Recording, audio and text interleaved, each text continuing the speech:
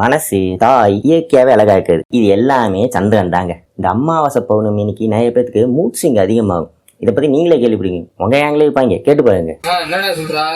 ஏன்னா இந்த சந்திரன் நம்ம மனசோட ஏதோ வகையில கனெக்டடா இருக்குது. ஓகேங்களா? ஆக இந்த சந்திரன் உங்க ஜாதகத்துல நல்ல பவர்ஃபுல்லா இருந்தாருன்னா, இந்த அளவுக்கு பவர்ஃபுல்லா இருக்காருன்னு வச்சுக்கோங்களேன். ஃபர்ஸ்ட் ஆஃப் ஆல் உணர்ச்சிகள் அப்படியே தாகமாக பொங்கிக்கிட்டு வரும்.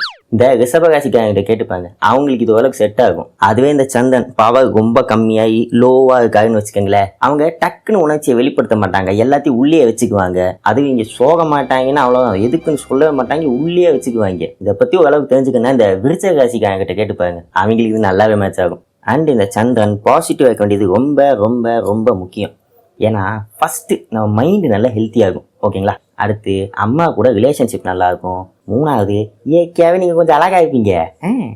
அதுவே ஒருத்தருக்கு சந்திரன் பாசிட்டிவ் கம்மியாகி நெகட்டிவ் மாதிரி ஆயிட்டாருன்னு வச்சுக்கோங்களேன், ஃபர்ஸ்ட் அவங்க குழம்பிக்குவாங்க, அடுத்து நம்மளையும் சேர்த்து குழப்புவாங்க. அடுத்து அவங்க அம்மாவுக்கு அவனுக்கு எப்பப்பாரு வாய்க்காத்தான் இருக்கும். அடுத்த முக்கியமான விஷயம், இங்க ரியாக்ஷனை புரிஞ்சிக்கவே முடியாது. ஒன்னா ஓவர் ரியாக்ட் பண்ணுவாங்க, இல்லைன்னா மூஞ்சில ரியாக்ஷன் இருக்காது. நம்ம தான் எது சம்மந்தமே இல்லாத விஷயத்த பேசிட்டு இருக்கும்போது நம்ம கன்ஃபியூஸ் ஆயிடுவோம்.